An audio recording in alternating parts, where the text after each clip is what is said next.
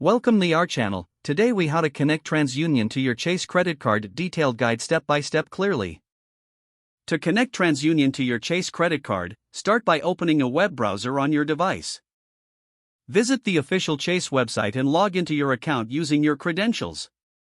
Once you are logged in, navigate to the account settings or profile section. Look for an option related to credit monitoring or credit services. Select the option that allows you to connect with credit bureaus. You will see various credit bureaus listed. Choose TransUnion from the list. Read through the terms and conditions presented on the screen carefully. Once you understand the terms, agree to them and proceed. You may be prompted to verify your identity for security purposes. Follow the on-screen instructions to complete the identity verification process. After verification, you will be asked to link your TransUnion account. If you already have a TransUnion account, log in using your credentials. If you do not have an account, you may need to create one. Provide the necessary information to set up your new TransUnion account if required. Confirm the connection between your Chase credit card and TransUnion. Review the confirmation page to ensure that the connection has been established successfully.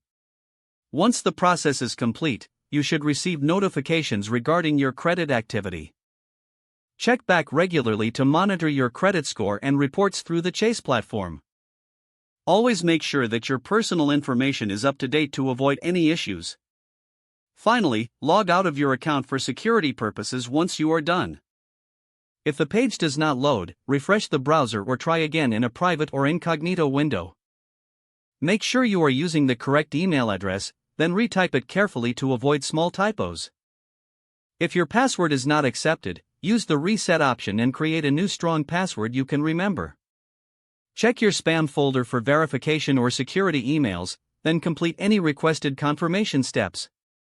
Enable two-factor authentication if available to improve account security and reduce unauthorized access risk.